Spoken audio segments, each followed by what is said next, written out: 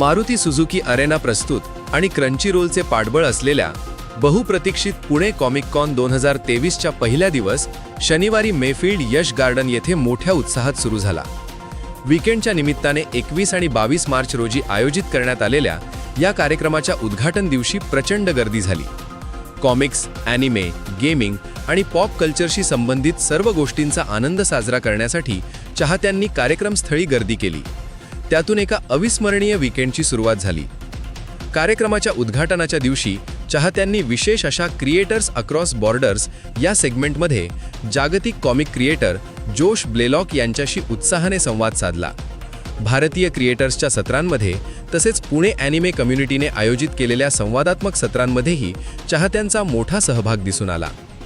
Comic कॉनमध्ये पहिल्या दिवशी मनोरंजन आणि प्रतिभेने संपन्न असे दमदार कार्यक्रम सादर झाले. यात स्टँडअप कॉमेडियन सिद्धार्थ शेट्टीने आपल्या मार्मिक निरीक्षणात्मक विनोदाने आणि मंचावरील सहज वावराने प्रेक्षकांना खळखळून हसवले.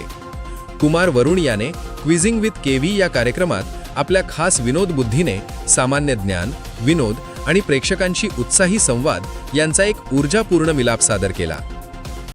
So I haven't been to the convention yet, but I've loved the city so far. I went around yesterday. I'm just really excited to introduce our books to new people and the other side of the world, but also reconnect with the fans that I do have here. There's already been people contacting, so it's just it's a very special opportunity. Thank you to Comic-Con India for bringing me out here, and it's a great energy at the show, and I just like the vibe.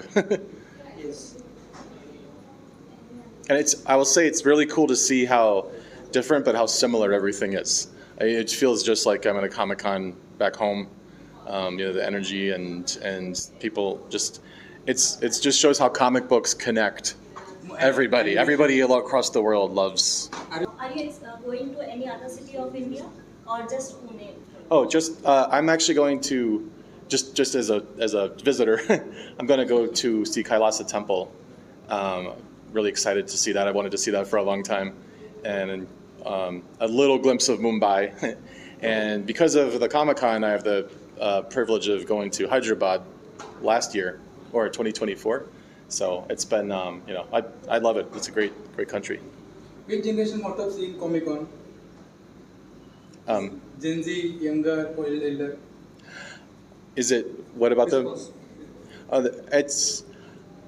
It's kind of multi-generational. I mean that's what's great is as Gen X or it gets older, they're not stopping. They continue to buy toys and to read comic books.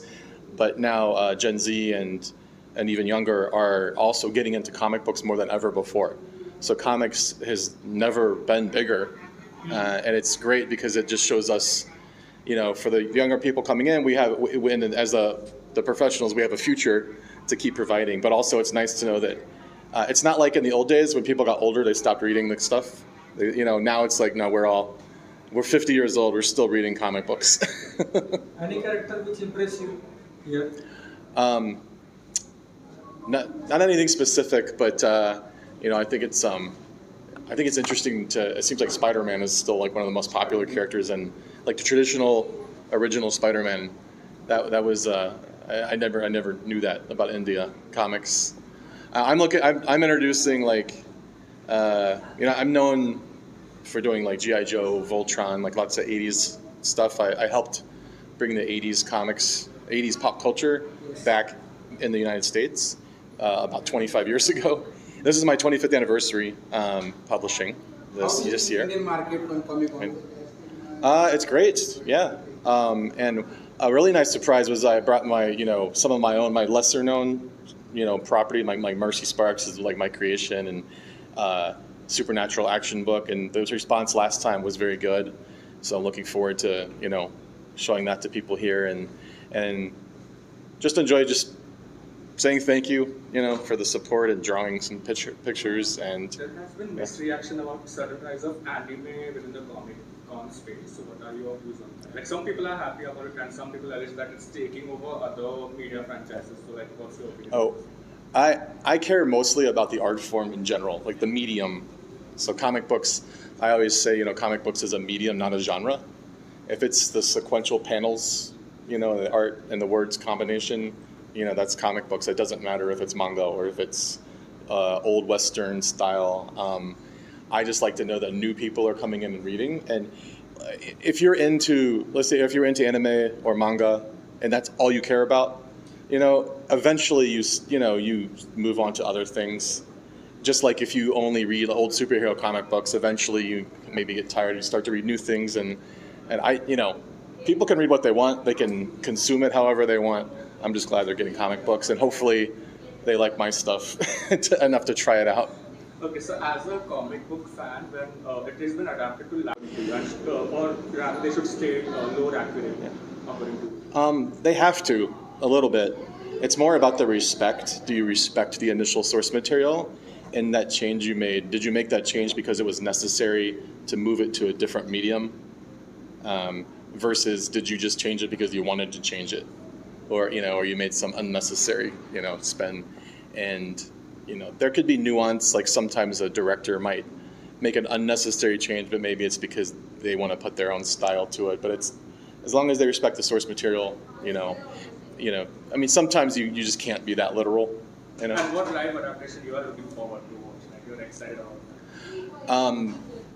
I'm enjoying the new DC stuff.